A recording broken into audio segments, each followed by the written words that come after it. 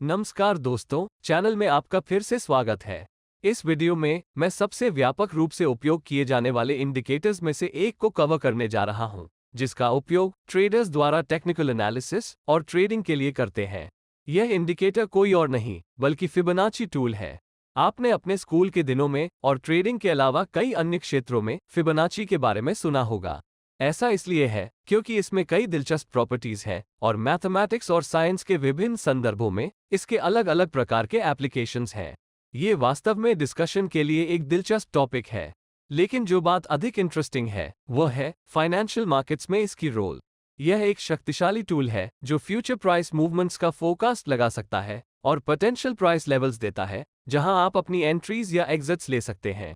तो ये Fibonacci tool पर एक कंप्लीट कोर्स होने जा रहा है और हमेशा की तरह मैं फिबोनाची की बेसिक बातें से शुरू करूंगा। फिर मैं महत्वपूर्ण फिबोनाची नंबर्स और उनकी कैलकुलेशन कैसे की जाती है इस पर डिस्कशन करूंगा। इसके बाद फिबोनाची रेशियोज और गोल्डन रेशियो का महत्व के बारे में बात करेंगे। फिर हम समझेंगे कि Fibonacci concept financial market trading में क्यों काम करती है। फिर मैं सबसे महत्वपूर्ण फिबोनाची टूल्स के बारे में बात करूंगा जिनके बारे में ट्रेडर्स को अवश्य पता होना चाहिए। ये फिबोनाची रिट्रेसमेंट, फिबोनाची एक्सटेंशन और फिबोनाची एक्सपेंशन है और हम ट्रेडिंग के लिए इन फिबोनाची टूल्स का उपयोग कैसे करें इसको गहराई में जानेंगे। तो सुनिश्चित करें कि आप वीडियो को स्किप किए बिना अंत तक जरूर देखें ताकि एंटायर कॉन्सेप्ट की पूरी समझ प्राप्त हो सके। कृपया क्वालिटी कंटेंट बनाने में लगाए गए टाइम और एफर्ट्स के लिए वीडियो को लाइक और शेयर करें, और यदि आप हमारे चैनल पर नए हैं तो सब्सक्राइब करना सुनिश्चित करें और बेल नोटिफिकेशन भी सक्षम करें ताकि आप किसी भी अपकमिंग वीडियोस को मिस न करें। तो अपनी सीट बेल्ट बांध लें क्योंकि यह एक मजेदार राइड होने वाली है। आइए ग्रासरूट लेवल से शुरुआत करें। फिबोनाची सीक्वेंस क्या है और इसकी ओरिजिन कहां से हुई? लियोनार्डो पेज़ानो बोगोल्लो, जो पीसा के एक इटालियन मैथमेटिशियन थे, इसको 1202 में फिबोनाची सीक्वेंस की डिस्कवरी का क्रेडिट दिया जाता है। फिबोनाची सीक्वेंस को आप स्क्रीन पर देख सकते हैं। यह ऐसा होता है 0, 1, 1, 2, 3, 5, 8, 13, 21, 34, 55, 89, 144, 233, 377, 610 और सीक्वेंस चलता रहता है। ठीक है, मैं ये स्पष्ट कर दूं कि मैं फिबोनाची सीक्वेंस के पीछे के मैथमेटिकल प्रॉपर्टीज में बहुत गहराई तक नहीं जाऊंगा, लेकिन मैं आपको बेसिक बातें बताऊंगा जो आपको सीक्वेंस की नेसेसरी बैकग्राउंड प्रदान करेगी। अब इन सब का सेंस कैसे निकाला जाए कि सीक्वेंस में नंबर्स कैसे बनती हैं? ये बहुत आसान है। सीक्वेंस में प्रत्येक नंबर उसके पहले की दो कंसेक्यूटिव नंबर्स को जोड़कर बनाई जाती है। इसलिए यदि आप 5 और 8 जोड़ते हैं तो आपको 13 मिलता है, जो फिबोनाची सीक्वेंस में अगला नंबर है। और यदि आप 34 और 55 जोड़ते हैं तो आपको 89 मिलता है, इत्यादि। लेकिन ये नंबर्स किसी ट्रेडर के लिए वास्तव में कोई यूज की नहीं है, क्योंकि जो नंबर्स आप अपने फिबोनाची ट्रेडिंग टूल पर देखते हैं वे वास्तव में फिबोनाची सीक्वेंस नहीं है। जैसा कि आप देख सकते हैं, आपके चार्ट में फिबोनाची टूल में जो नंबर्स शामिल हैं वह हैं 0.236, 0.382, 0.618, 0.786 आदि। तो ये वास्तव में क्या है? इसका उत्तर यह है कि फिबोनाची ट्रेडिंग टूल के लिए उपयोग की जाने वाली नंबर्स वास्तव में फिबोनाची रेशियोज है, न कि फिबोनाची सीक्वेंस। फिबोनाची रेशियोज से मेरा क्या मतलब है? यदि आप फिबोनाची सीक्वेंस पर किसी नंबर को किसी भी सक्सीडिंग नंबर से डिवाइड करते हैं तो हमें फिबोनाची रेशियो मिलता है। इसलिए यदि आप दो कंसेक्यूटिव फिबोनाची नंबर्स को क्रम से डिवाइड करते हैं तो हमें पहला रेशियो मिलेगा जो 0.618 है। उदाहरण के लिए, यदि हम 21 को अगली नंबर से डिवाइड करते हैं जो 34 है तो आपको 0.618 प्राप्त होता है, या 61.8%, जब इसे केवल 100 से मल्टीप्लाई करके परसेंटेज में कन्वर्ट किया जाता है। और यदि आप दो फिबोनाची नंबर्स को उनके बीच एक नंबर का गैप के साथ क्रम से डिवाइड करते हैं तो आपको दूसरा रेशियो मिलेगा जो 0.382 है। एक उदाहरण तब होगा जब 21 को 55 से डिवाइड किया जाए तो आपको 0.382 या 38.2% मिलता है। इसी प्रकार यदि आप किसी फिबोनाची नंबर को उसके प्रीसीडिंग नंबर से डिवाइड करते हैं तो हमें 1.618 रेशियो प्राप्त होता है। उदाहरण के लिए, यदि आप 55 को 34 से डिवाइड करते हैं तो आपको 1.618 या 161.8% प्राप्त होगा। ये रेशियो बहुत लोकप्रिय है और इसे गोल्डन रेशियो कहा जाता है। ये जियोमेट्री, आर्ट, आर्किटेक्चर, नेचर आदि में कई बार दिखाई देता है। ये रेशियो 0.618 रेशियो का बिल्कुल इन्वर्स है।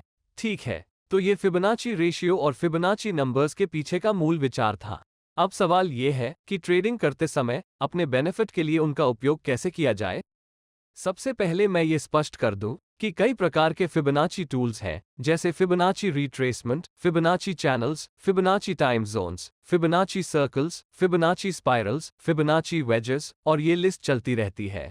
इनमें से कौन सा फिबोनाची टूल सबसे अधिक यूजफुल है?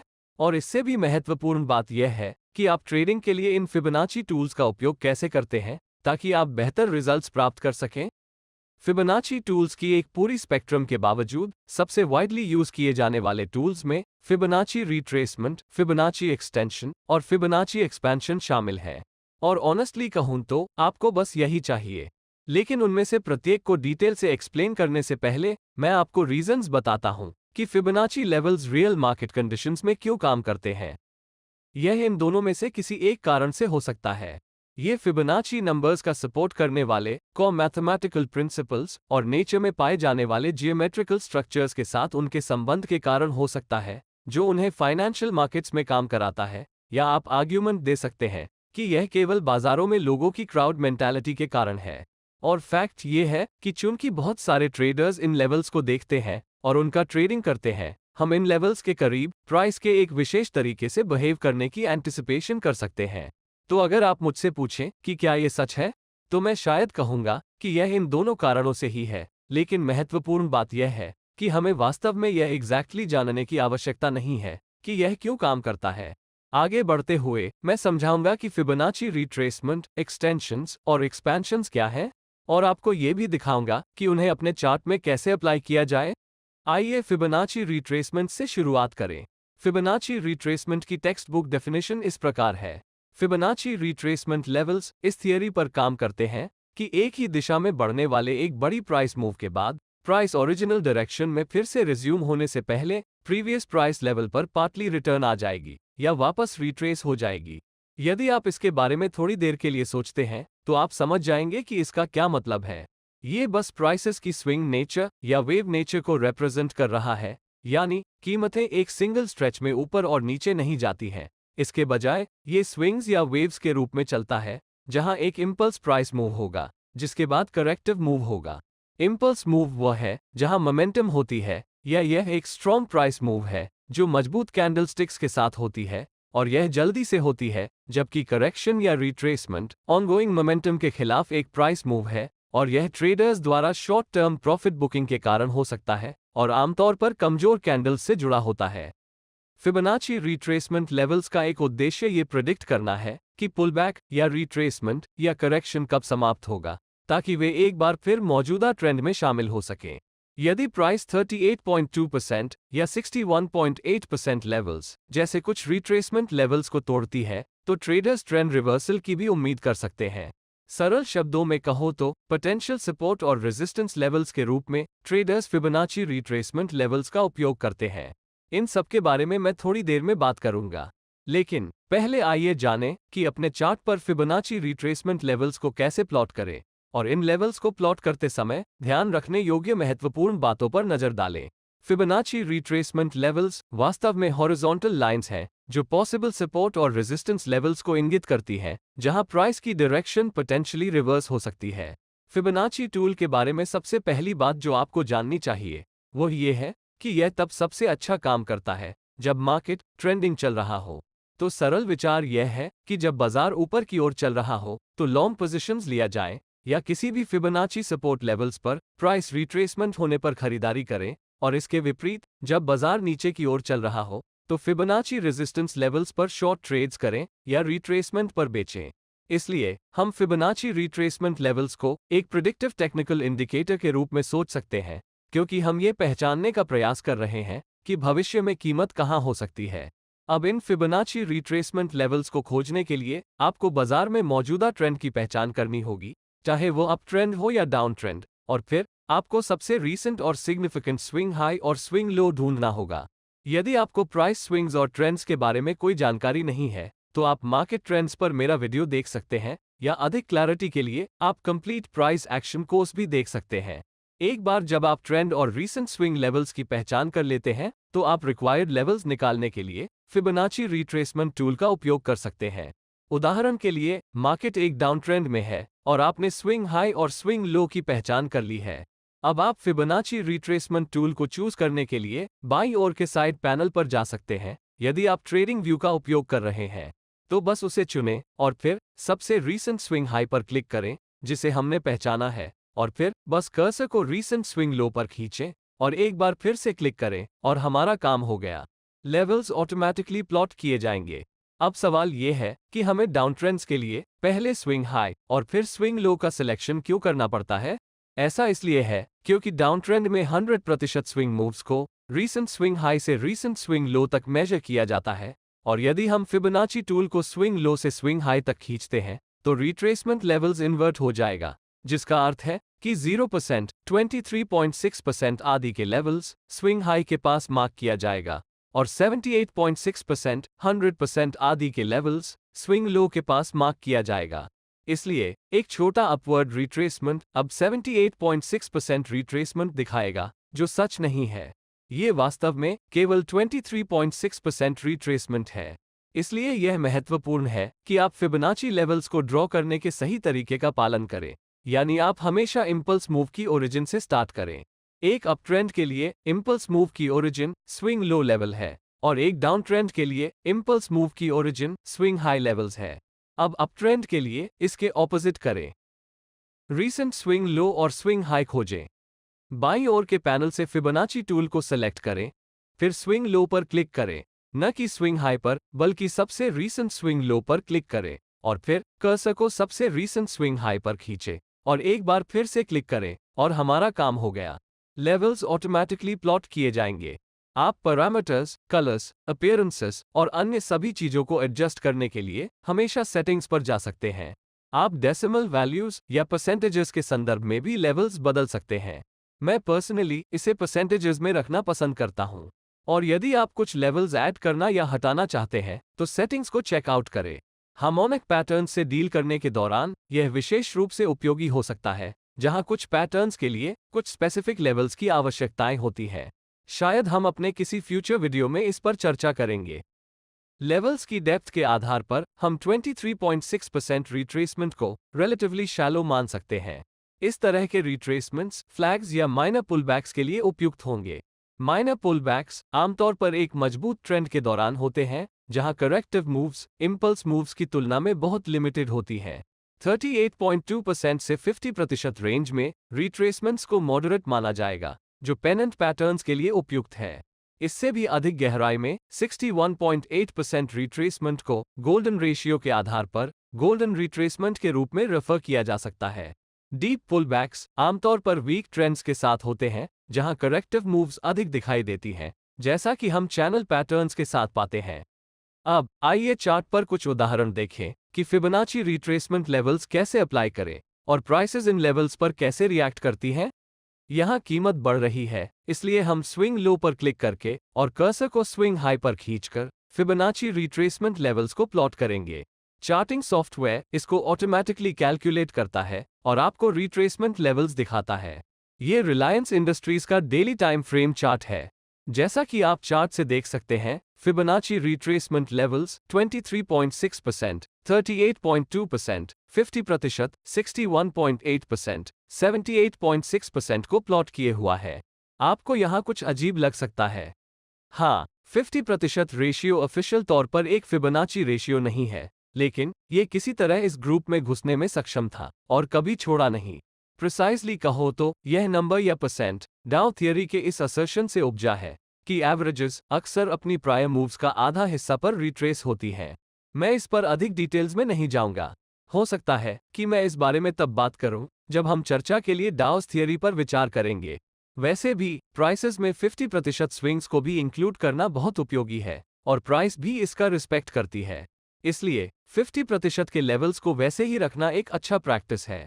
अब उम्मीद ये है कि यदि प्राइस रीसेंट स्विंग हाई से रिट्रेस होती है, तो इसे उन फिबोनाची रिट्रेसमेंट लेवल्स में से एक पर सपोर्ट मिलेगा, क्योंकि प्राइस पुलबैक होने पर ट्रेडर्स इन लेवल्स पर बाय ऑर्डर्स देंगे। अब आइए देखें कि स्विंग हाई के फॉर्म होने के बाद क्या हुआ। प्राइस ने 23.6% लेवल्स से पुलबैक आ गई और कुछ दिनों तक वहीं बनी रही। फिर आखिरकार मार्केट ने फिर से ऊपर की ओर बढ़ना शुरू कर दिया और इवेंचुअली स्विंग हाई को तोड़ दिया। क्लियरली 23.6% फिबोनाची लेवल्स पर खरीदारी करना एक प्रॉफिटेबल लॉन्ग टर्म ट्रेड रही होगी। अब आइए एक और उदाहरण देखें, लेकिन इस बार एक डाउन ट्रेंड सिनेरियो के लिए। यहाँ प्राइस नीचे की ओर चल रही है, इसलिए हम पहले स्विंग हाई पर क्लिक करके और फिर कर्सर को स्विंग लो पर खींचकर फिबोनाची रिट्रेसमेंट लेवल्स को प्लॉट करेंगे। Software automatically retracement levels plot करता है। ये टेक महिंद्रा का डेली टाइम फ्रेम चार्ट है। डाउन ट्रेंड की एक्सपेक्टेशन यह है कि यदि प्राइस इस लो लेवल से रिट्रेस होती है तो संभवतः इसे फिबोनाची लेवल्स में से एक पर रेजिस्टेंस का सामना करना पड़ सकता है, क्योंकि जो ट्रेडर्स बेटर प्राइसेस पर डाउन ट्रेंड में एंट्री करना और ट्रेड करना चाहते हैं वे पुलबैक की उम्मीद कर रहे हैं और इन लेवल्स पर सेल ऑर्डर्स प्लेस करने के लिए रेडी हो सकते हैं। मार्केट ने रैली करने की कोशिश की, लेकिन ये कुछ समय के लिए 23.6% के लेवल से नीचे रुका और फिर 38.2% के लेवल का टेस्ट करने के लिए रिट्रेस आया। देखिए उसके बाद क्या हुआ। 38.2% के लेवल पर रेजिस्टेंस हासिल करने के बाद प्राइस में गिरावट जारी रही, जहां सेलिंग का अच्छा प्रेशर हुआ। इन दो उदाहरणों में हमने देखा कि प्राइस को फिबोनाची रिट्रेसमेंट लेवल्स पर कुछ टेम्पररी सपोर्ट या रेजिस्टेंस मिला। इसलिए यदि पर्याप्त मार्केट पार्टिसिपेंट्स का मानना है कि फिबोनाची रिट्रेसमेंट लेवल्स के पास एक प्राइस रिट्रेसमेंट होगा और वे प्राइस को उस लेवल तक पहुंचने पर ट्रेड पोजीशंस खोलने की वेट करते हैं, तो वे सभी पेंडिंग ऑर्डर्स मार्केट प्राइस को प्रभावित कर सकते हैं। लेकिन एक बात आपको समझनी चाहिए कि प्राइसेस हमेशा इन लेवल्स से नहीं बाउंस होगी। ऐसे ओकेजन्स होते हैं जब प्राइस इन लेवल्स को तोड़ देगी और ऑपोजिट डायरेक्शन में मूव हो जाएगी। इसलिए इन लेवल्स को पोटेंशियल एरियाज ऑफ इंटरेस्ट या एरियाज ऑफ वैल्यूज के रूप में देखा जाना चाहिए और इससे अधिक कुछ नहीं। हमने प्राइस एक्शन कोर्स में डिस्कस की है कि सपोर्ट और रेजिस्टेंस लेवल्स अंततः ब्रेक हो जाएंगे। खैर, उस पर्सपेक्टिव से फिबोनाची लेवल्स भी पोटेंशियल सपोर्ट और रेजिस्टेंस लेवल्स हैं, इसलिए ये लॉजिक फिबोनाची पर भी अप्लाई होता है। इसका मतलब ये है कि फिबोनाची रिट्रेसमेंट्स हमेशा काम नहीं करते हैं, वे फूलप्रूफ नहीं हैं और 100% रिलायबल नहीं हैं। आइए इस बात को साबित करने के लिए एक उदाहरण देखें। ये TCS का डेली चार्ट है। जैसा कि आप देख सकते हैं कि स्टॉक नीचे की ओर चल रहा है और हमने स्विंग हाइज और स्विंग लोज की पहचान कर ली है। अब मैं फिबोनाची टूल प्लॉट करूंगा। आप देख सकते हैं कि प्राइस 23.6% के लेवल पर रिट्रेस आ गई और फिर कुछ कैंडल्स के लिए 50% के लेवल्स पर रुक गई। इस पॉइंट पर कई ट्रेडर्स सोचेंगे कि 50% फिबोनाची लेवल्स होल्ड कर रहे हैं और अब इसके फ्यूचर्स या ऑप्शंस या जो कुछ भी हो उसे शॉर्ट करने का समय आ गया है। लेकिन आगे क्या हुआ, इस पर एक नज़र डालिए। ये स्विंग लो डाउन ट्रेंड का सबसे निचला हिस्सा था और प्राइस स्विंग हाई पॉइंट से ऊपर बढ़ने लगी थी। तो आपने यहां से क्या लेसन सीखा है? जबकि फिबोनाची रिट्रेसमेंट लेवल्स आपको सफलता की उच्च संभावना देते हैं, अन्य टेक्निकल टूल्स की तरह वे हमेशा काम नहीं करते हैं। आप निश्चित रूप से नहीं जानते कि ट्रेंड फिर से रिज्यूम होने से पहले प्राइस कोई फिबोनाची लेवल पर रिट्रेस हो जाएगी या नहीं। कभी कभी यह रिवर्स होने से पहले 38.2% या 50% या यहां तक कि 61.8% के लेवल्स तक पहुंच सकता है। लेकिन ऐसे भी सिचुएशंस होते हैं जब प्राइस इन फिबोनाची लेवल्स को नजरअंदाज कर देगी और सभी लेवल्स को ब्रेक कर जाएगी, जैसे कि इसका एग्जिस्टेंस ही नहीं है। इस बात को हमेशा ध्यान में रखें और सतर्क रहें। फिबोनाची रिट्रेसमेंट टूल का उपयोग करने में एक और आम समस्या यह निर्धारित करना है कि किस स्विंग लो और स्विंग हाई का उपयोग किया जाए। ये समस्या मुख्य रूप से इस फैक्ट के कारण अराइज होती है कि आपके और मेरे जैसे लोग चार्ट्स को अलग अलग तरीके से देखते हैं। हम अलग अलग टाइम फ्रेम्स को देखते हैं और हमारे अपने फंडामेंटल बायसेस और बिलीफ्स हैं। बॉटम लाइन यह है कि ऐसा करने का कोई बिल्कुल सही तरीका नहीं है, खासकर जब चार्ट पर ट्रेंड इतना क्लियर नहीं है। कभी कभी यह सब अनुमान लगाने का खेल बन जाता है। लेकिन एक चीज जिसका मैं फॉलो करना पसंद करता हूं वह है कैंडल्स की विक्स को इंक्लूड करके रीसेंट स्विंग हाई और स्विंग लो लेवल्स को ढूंढना। इस तरह मैं इन लेवल्स के भीतर एंटायर प्राइस स्विंग को अकोमोडेट कर सकता हूं। लेकिन अंत में ये सब इस पर निर्भर करता है कि आप इसका उपयोग कैसे करना चाहते हैं। अब हम जानते हैं कि फिबोनाची रिट्रेसमेंट टूल कैसे ड्रॉ करें और इसका उपयोग कैसे करें। आइए कुछ तरीके सीखें कि मार्केट में अपनी ऑड्स को बेहतर बनाने के लिए फिबोनाची को अन्य इंडिकेटर्स या टूल्स के साथ कैसे जोड़ा जाए। उस कॉन्टेक्स्ट में हम बात करेंगे। पहले हम सीखेंगे कि मार्केट में सपोर्ट और रेजिस्टेंस के साथ फिबोनाची रिट्रेसमेंट का उपयोग कैसे करें। फिर जानेंगे कि ट्रेंड लाइंस के साथ फिबोनाची रिट्रेसमेंट का उपयोग कैसे करें। उसके बाद हम बात करेंगे कि कैंडलस्टिक पैटर्न्स के साथ फिबोनाची रिट्रेसमेंट का उपयोग कैसे करें। और अंत में हम सीखेंगे कि चार्ट पैटर्न्स के साथ फिबोनाची रिट्रेसमेंट का उपयोग कैसे करें। आइए चार्ट में सपोर्ट और रेजिस्टेंस के साथ फिबोनाची रिट्रेसमेंट का उपयोग कैसे करें, इस कॉन्सेप्ट से शुरुआत करें। मेरा मानना है कि भले ही फिबोनाची रिट्रेसमेंट टूल बेहद उपयोगी है, लेकिन इसका उपयोग अकेले ही नहीं किया जाना चाहिए। यह आपके द्वारा मार्केट में यूज किए जाने वाले किसी भी प्रकार के इंडिकेटर या एनालिसिस के लिए एप्लीकेबल है। आपको कॉन्फ्लुएंस की आवश्यकता है, आपको और अधिक कॉन्फर्मेशंस की आवश्यकता है, और इसलिए फिबोनाची रिट्रेसमेंट टूल का उपयोग अन्य टूल्स के साथ कॉम्बिनेशन में किया जाना चाहिए। फिबोनाची रिट्रेसमेंट टूल का उपयोग करने के बेस्ट तरीकों में से एक पोटेंशियल सपोर्ट और रेजिस्टेंस लेवल्स का पता लगाना और ये देखना है कि क्या वे फिबोनाची रिट्रेसमेंट लेवल्स से लाइन अप होती है। यदि फिबोनाची लेवल्स पहले से ही सपोर्ट और रेजिस्टेंस लेवल्स हैं और आप उन्हें अन्य प्राइस एरियाज के साथ जोड़ते हैं जिन्हें कई अन्य ट्रेडर्स देख रहे हैं, तो उन एरियाज में से प्राइस बाउंस होने की संभावना बहुत अधिक है। आइए एक उदाहरण देखें कि आप सपोर्ट और रेजिस्टेंस लेवल्स को फिबोनाची लेवल्स के साथ कैसे जोड़ सकते हैं। जैसा कि आप देख सकते हैं, स्टॉक अप ट्रेंड पर है। आप लेवल्स को मार्क करने के लिए फिबोनाची टूल का उपयोग कर सकते हैं। यदि आप बारीकी से ऑब्जर्व करेंगे तो आप देखेंगे कि यह एक मजबूत लेवल है, या शायद मुझे एक रेंज कहनी चाहिए, जो पहले रेजिस्टेंस के रूप में काम करती थी, लेकिन अब चूंकि प्राइस ब्रेकआउट हो गई है तो यह एक सपोर्ट लेवल के रूप में कार्य करेगा, जो कि केवल चेंज इन पोलैरिटी कॉन्सेप्ट है। और हमारे एडवांटेज के लिए ये resistance turn support level 61.8% Fibonacci retracement levels के साथ कोइंसाइड करता है। इसलिए यदि मुझे लॉन्ग पोजीशन लेनी होती तो मैं प्राइस के 61.8% के इस विशेष लेवल पर पुलबैक या रिट्रेस होने का इंतजार करता, जो एक कॉन्फ्लुएंस जोन या एक नेस्टेड जोन है, जहां ट्रेड हमारे फेवर में काम करने की संभावना बढ़ जाती है। और जैसा कि आप देख सकते हैं, प्राइस इस लेवल का टेस्ट करने के लिए वापस लौटी और हमें अच्छा रिटर्न्स देकर वापस बढ़ी। आप यही सेटअप डाउन ट्रेंड पर भी अप्लाई कर सकते हैं। मुद्दा ये है कि आपको उन प्राइस लेवल्स की तलाश करनी चाहिए जो पास्ट में एरियाज ऑफ इंटरेस्ट रहे हैं और सपोर्ट और रेजिस्टेंसेस पूरी तरह से लेवल्स से कोइंसाइड होते हैं। चूंकि बहुत सारे ट्रेडर्स समान सपोर्ट और रेजिस्टेंस लेवल्स को देख रहे हैं, इसलिए इस बात की अच्छी संभावना है कि उन प्राइस लेवल्स पर बड़ी संख्या में ऑर्डर्स क्लस्टर्ड हों। हालांकि इस बात की कोई गारंटी नहीं है कि प्राइस उन लेवल्स से बाउंस होगी, लेकिन कम से कम आप अपने ट्रेड के बारे में अधिक कॉन्फिडेंट हो सकते हैं।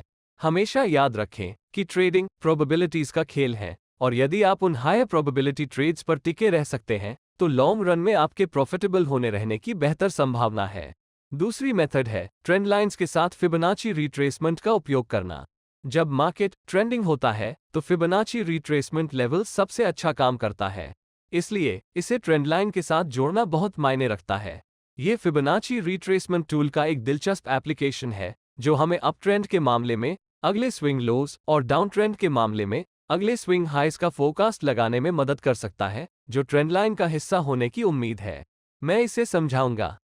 उदाहरण के लिए, प्राइस एक short term ascending trend line या एक अप ट्रेंड लाइन का टेस्ट कर रही है, और आप ट्रेंड लाइन में अगले स्विंग लो पर एक लॉन्ग ट्रेड लेने की योजना बना रहे हैं। लेकिन इससे पहले कि प्राइस फिर से ट्रेंड लाइन का टेस्ट करे, आप फिबोनाची रिट्रेसमेंट लेवल्स को प्रीवियस स्विंग लो से रीसेंट स्विंग हाई तक प्लॉट कर सकते हैं, ताकि आप पहले से अनुमान लगा सकें कि किस लेवल्स पर प्राइस की रिट्रेस होने का उम्मीद कर सकते हैं। आप नोटिस कर सकते हैं कि 50% और 61.8% फिबोनाची लेवल्स कैसे राइजिंग ट्रेंड लाइन द्वारा इंटरसेक्ट होते हैं। हम देखेंगे कि क्या इनमें से कोई भी लेवल्स सपोर्ट लेवल्स की तरह कार्य करेगा। और गैस क्या हुआ? 61.8% फिबोनाची रिट्रेसमेंट लेवल खड़ा रहा, और इसने न केवल एक बार बल्कि 2 बार सपोर्ट लेवल्स के रूप में एक्ट किया है, और दोनों बार प्राइस इस लेवल से बाउंस हो गया है। लेकिन चूंकि हम कॉन्फ्लुएंस और हाई प्रोबेबिलिटी सेटअप्स की तलाश में हैं, हम केवल तभी एंट्री लेंगे जब प्राइस 61.8% के लेवल और ट्रेंड लाइन का टेस्ट करेगी। ये हमारी परफेक्ट एंट्री और उससे भी परफेक्ट ट्रेड होता। आप इस प्रोसेस को पूरे ट्रेंड के दौरान अपना सकते हैं। यदि आप डाउन ट्रेंड्स को एम कर रहे हैं तो भी आप इस मेथड का उपयोग कर सकते हैं। फर्क सिर्फ इतना है कि आप स्विंग लो के बजाय स्विंग हाई का अनुमान लगा रहे होंगे। अब आइए तीसरी मेथड को देखें, जो कैंडलस्टिक पैटर्न्स के साथ फिबोनाची रिट्रेसमेंट का उपयोग कर रही है। कैंडलस्टिक पैटर्न्स के साथ फिबोनाची रिट्रेसमेंट टूल को जोड़ते समय हम वास्तव में एग्जॉस्टिव कैंडलस्टिक्स की तलाश कर रहे हैं, जो आपको बता सकता है कि क्या बाइंग या सेलिंग प्रेशर समाप्त हो गया है। यह आपको एक संकेत दे सकता है कि प्राइस कब तक ट्रेंड करना जारी रह सकती है या कब कमजोर हो सकती है। जिन एग्जॉस्टिव कैंडलस्टिक्स में हम इंटरेस्ट रखते हैं वे रियल बॉडी के बिना कैंडल्स हैं या सिंपली पिनबाज हैं। लंबी अपर विक्स या लोअर विक्स प्राइस रिजेक्शन को रिप्रेजेंट करती है और यह मोमेंटम और मार्केट सेंटिमेंट में पोटेंशियल शिफ्ट का संकेत देती है। इस उदाहरण पर एक नज़र डालें, जहां प्राइस मजबूत मोमेंटम के साथ ऊपर की ओर बढ़ती है। फिर हम फिबोनाची रिट्रेसमेंट लेवल्स को प्लॉट करते हैं। हम देख सकते हैं कि प्राइस वापस 23.6% के लेवल्स पर रिट्रेस आ गई है। इस पॉइंट पर आपके मन में ये संदेह हो सकता है कि चूंकि प्राइस इतनी बढ़ गई है, इसलिए प्राइस बढ़ने के लिए और अधिक मोमेंटम नहीं हो सकती है। आप उम्मीद कर सकते हैं कि प्राइस और भी नीचे रिट्रेस हो जाएगी या वास्तव में ये रिवर्स भी हो सकती है। लेकिन फिर कुछ इंटरेस्टिंग होता है। रिट्रेसमेंट एक बहुत लॉन्ग विक के साथ एक एग्जॉस्टिव पिनबा कैंडल के साथ स्टॉल होता है, जो सभी लोअर प्राइसेस को रिजेक्ट करता है। ये दर्शाता है कि सेलर्स कमजोर हैं या दूसरे शब्दों में बायर्स अभी भी डोमिनेंट है और प्राइसेस को और ऊपर ले जाना चाह रहे हैं। इस पॉइंट पर जब प्राइस इंक्रीज होने लगे तो आप एक लॉन्ग ट्रेड करने पर विचार कर सकते हैं। इससे आपको कुछ अच्छा रिटर्न्स मिलेगा। यदि आप मिश्रण में सपोर्ट और रेजिस्टेंस लेवल्स जोड़ते हैं तो आप हमेशा अपनी ऑड्स को इम्प्रूव कर सकते हैं और आपको अपने ट्रेड्स के लिए अधिक कॉन्फर्मेशंस मिलती है। अंतिम मेथड पेनेंस, फ्लैग्स, वेजर्स इत्यादि जैसे चार्ट पैटर्न्स के कॉम्बिनेशन में फिबोनाची रिट्रेसमेंट का उपयोग करना है। मैंने पहले ही अपने चार्ट पैटर्न्स कोर्स में इस टॉपिक पर डिटेल से चर्चा की है, तो आप अधिक जानने के लिए उस वीडियो को देख सकते हैं। लेकिन ब्रीफली आपको याद दिला दूं, फ्लैग्स जैसे चार्ट पैटर्न्स में आमतौर पर 23.6% और 38.2% के बीच नैरो रिट्रेसमेंट्स होता है, जबकि पेनेंस जैसे पैटर्न्स में 38.2% और 50% के बीच बहुत गहरा रिट्रेसमेंट्स होता है। ट्रेड एंट्री, स्टॉप लॉस और टारगेट्स पैटर्न्स पर बेस्ड होंगे और वास्तव में फिबोनाची टूल पर बेस्ड नहीं होंगे। अब आपके पास यह आइडिया है कि कॉन्फ्लुएंस सेटअप्स खोजने के लिए फिबोनाची रिट्रेसमेंट लेवल्स का उपयोग कैसे करें। अगली चीज जो आपके मन में हो सकती है वो ये होगा कि कब एंट्री करना है और स्टॉप लॉस कहां सेट करना है।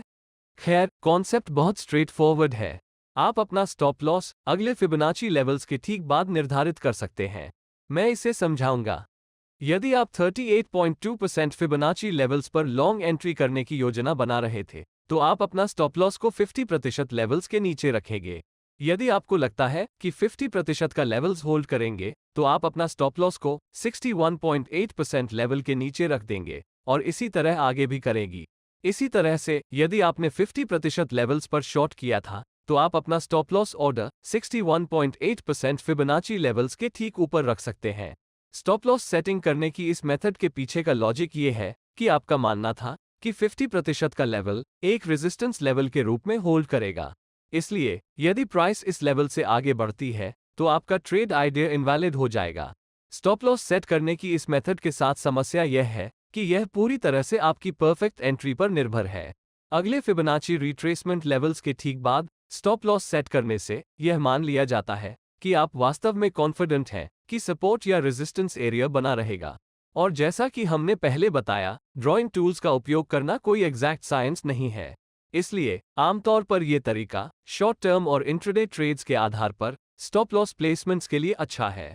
अब यदि आप एक सपोर्ट और रेजिस्टेंस और फिबोनाची कॉन्फ्लुएंस सेटअप में से ट्रेड करने की योजना बना रहे हैं, तो आप एक ट्रेड एंट्री ले सकते हैं जब प्राइस एक एरिया या लेवल ऑफ इंटरेस्ट से ट्रेंड की डायरेक्शन में फिर से रिज्यूम होती है।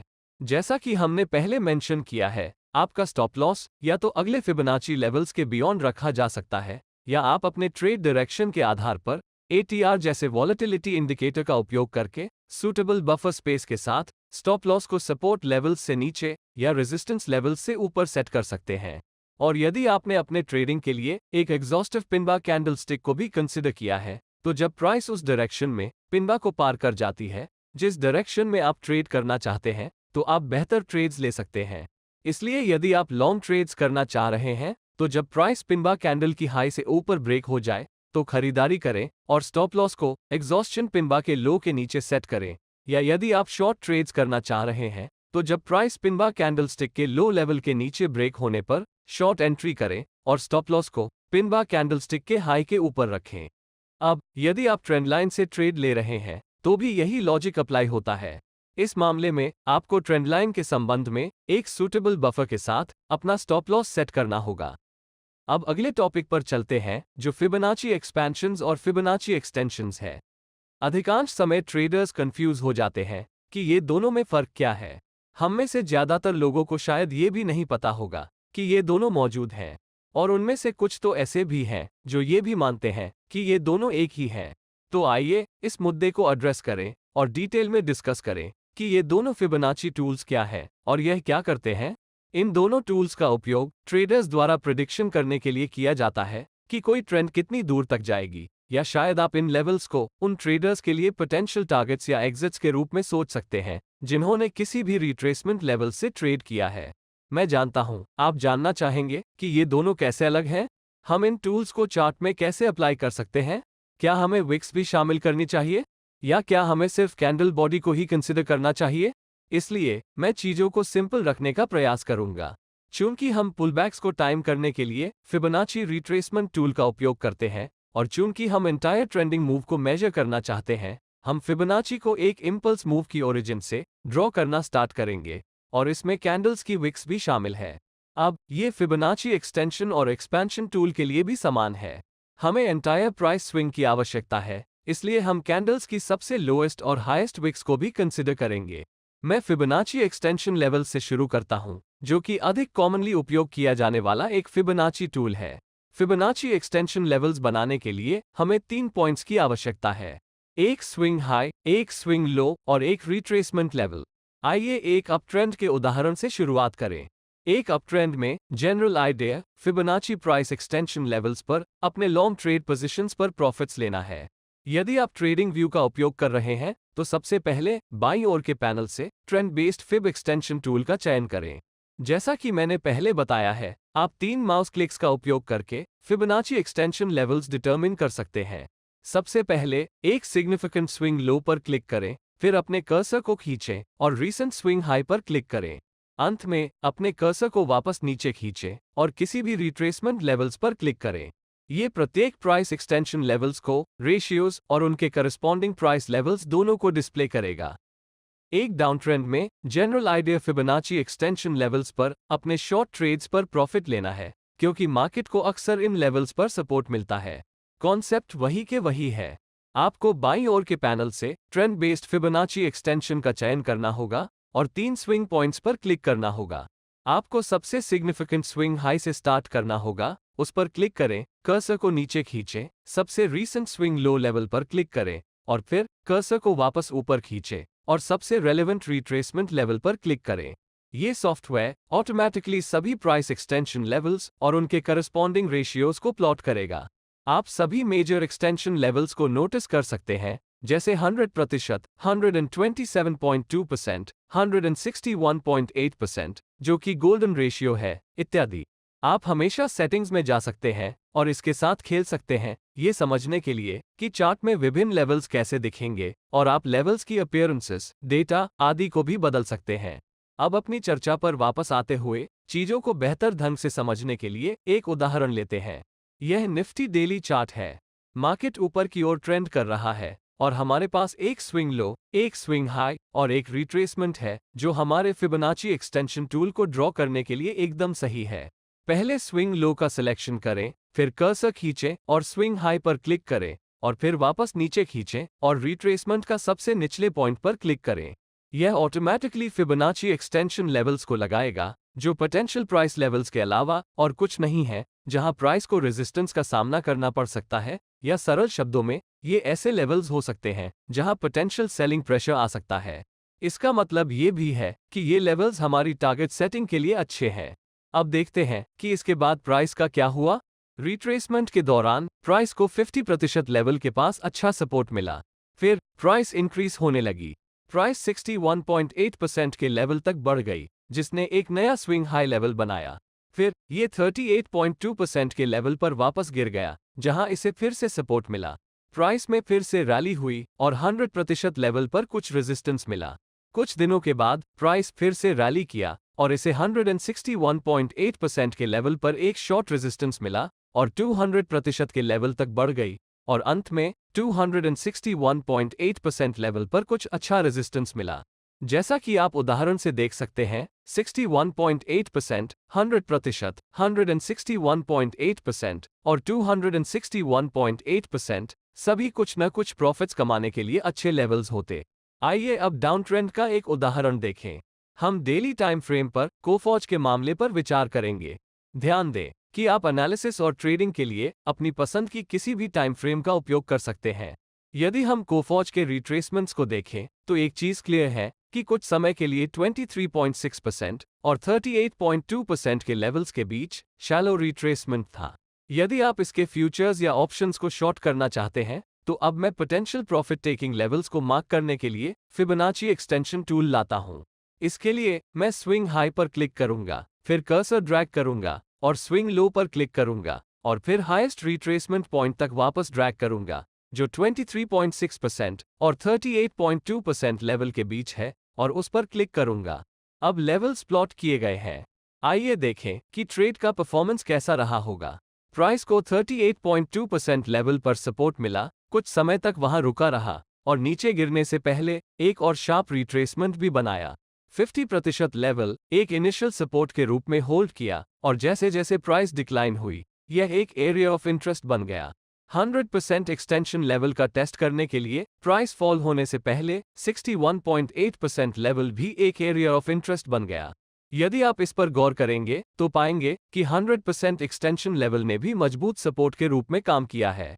इन शॉर्ट, हम 38.2%, 50%, 61.8% और थोड़े पेशेंस के साथ 100% के लेवल पर भी प्रॉफिट्स कमा सकते थे।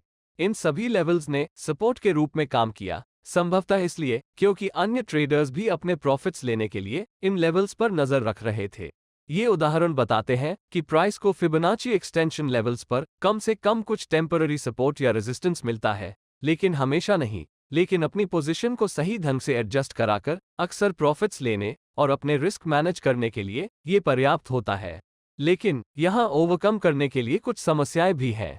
पहला प्रॉब्लम ये है कि यह जानने का कोई तरीका नहीं है कि कौन सा exact Fibonacci extension levels support या रेजिस्टेंस प्रोवाइड करेगा।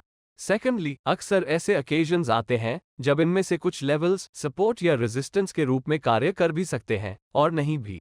प्राइस इसे नेग्लेक्ट कर सकती है और आगे बढ़ सकती है जैसे कि इसका एग्जिस्टेंस ही नहीं है। एक अन्य समस्या यह निर्धारित करना है कि फिबोनाची एक्सटेंशन लेवल्स बनाने में किस स्विंग लो से शुरुआत की जाए। यह आमतौर पर तब होता है जब प्राइस एक लेवल पर इतनी कंसोलिडेट हो जाती है कि मल्टीपल हाइज या लोज बन जाते हैं जो ट्रेडर्स को कंफ्यूज कर सकते हैं। फिर मुद्दा यह है कि ऐसा करने का कोई एक सही तरीका नहीं है, लेकिन बहुत प्रैक्टिस के साथ आप स्विंग पॉइंट्स चुनने का बेहतर निर्णय लेंगे। फिबोनाची एक्सटेंशन टूल का उपयोग करने में आपको अपने डिस्क्रेशन का उपयोग करना होगा। आपको ये तय करना होगा कि यह ट्रेंड कितने समय तक जारी रहेगी। अगर मैं इंपॉर्टेंट एक्सटेंशन लेवल्स के बारे में बात करूं, तो मेरे एक्सपीरियंस से फिबोनाची एक्सटेंशंस के आधार पर आपके टारगेट्स निर्धारित करने के लिए बेस्ट लेवल्स 61.8%, 100% और 161.8% लेवल्स हैं। मैं यह नहीं कह रहा हूं कि अन्य लेवल्स बेकार हैं या कंसिडर करने लायक नहीं हैं, लेकिन ये तीन लेवल्स ज्यादातर समय अच्छे रिजल्ट्स देते हैं। आप प्रॉफिट्स बुक करने की ऑड्स को बेहतर बनाने के लिए इन लेवल्स के साथ साथ ट्रेलिंग स्टॉप लॉसेस का भी उपयोग कर सकते हैं। ट्रेलिंग स्टॉप लॉस एक मूविंग एवरेज जितना सरल हो सकता है या ATR बेस्ड स्टॉप लॉस भी हो सकता है। अधिक जानने के लिए आप स्टॉप लॉस और ATR इंडिकेटर पर मेरा वीडियोस देख सकते हैं। अब हम अपनी डिस्कशन के फाइनल टॉपिक पर आ गए हैं, जो फिबोनाची एक्सपेंशंस है। एक्सपेंशंस का उपयोग प्रॉफिट बुकिंग के लिए या ट्रेंड फोरकास्टिंग के लिए या केवल यह अनुमान लगाने के लिए भी किया जाता है कि ट्रेंड कितनी दूर तक जाएगी। हम एक्सपेंशन लेवल्स को प्लॉट करने के लिए ठीक उसी टूल का उपयोग करेंगे जिसका उपयोग हमने फिबोनाची एक्सटेंशन लेवल्स को ड्रॉ करने के लिए किया है। लेकिन हमें एक्सपेंशन लेवल्स के मामले में 3 पॉइंट्स और 3 माउस क्लिक्स के बजाय केवल 2 पॉइंट्स और 3 माउस क्लिक्स की आवश्यकता होगी। जिन 2 पॉइंट्स की आवश्यकता है वे हैं इंपल्स मूव का स्विंग लो और स्विंग हाई। अब इसे कैसे खींचें? आइए अब ट्रेंड की सिनेरियो पर एक नजर डालें। अप ट्रेंड के लिए हमें एक स्विंग लो और एक स्विंग हाई की आवश्यकता होगी। Swing low impulse swing move का ओरिजिन है, इसलिए हम बाईं ओर के पैनल से ट्रेंड बेस्ड फिबोनाची टूल का चयन करेंगे, फिर स्विंग लो पर क्लिक करें, फिर कर्सर को खींचें और स्विंग हाई पर क्लिक करें और फिर कर्सर को वापस स्विंग लो या ओरिजिन तक खींचें, लेकिन बनाए बेहतर विजिबिलिटी के लिए इस क्लिक को दाईं ओर शिफ्ट करना सुनिश्चित करें। यह ऑटोमैटिकली सभी एक्सपेंशन लेवल्स को प्लॉट करेगा। प्लॉट किए गए लेवल्स के रेशियो में बहुत अंतर नहीं है, लेकिन ये समझना इंपॉर्टेंट है कि फिबोनाची एक्सटेंशन का उपयोग पोटेंशियल लेवल्स को प्रोजेक्ट करने के लिए किया जाता है, जहां तक रिट्रेसमेंट के बाद प्राइस बढ़ सकती है।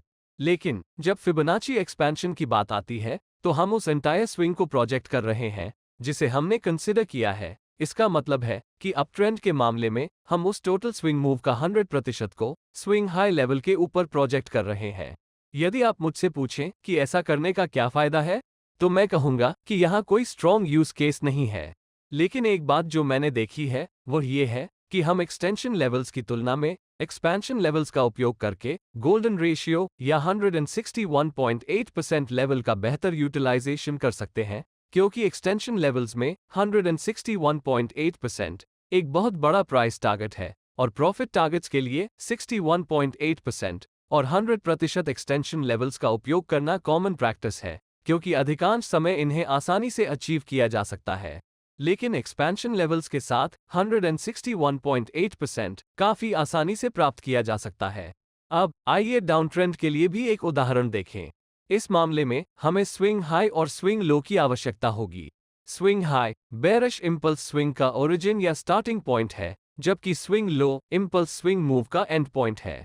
एक बार स्टार्ट और एंड पॉइंट की पहचान हो जाने पर बाईं ओर के टूलबार से ट्रेंड बेस्ड फिबोनाची टूल का चयन करें, फिर स्विंग हाई पर क्लिक करें, कर्सर को नीचे खींचें, स्विंग लो पर क्लिक करें और फिर कर्सर को स्विंग हाई तक खींचें और कर्सर को दाईं ओर स्विंग हाई लेवल के इनलाइन रखें और क्लिक करें। एक्सपेंशन लेवल्स ऑटोमैटिकली प्लॉट किए जाएंगे।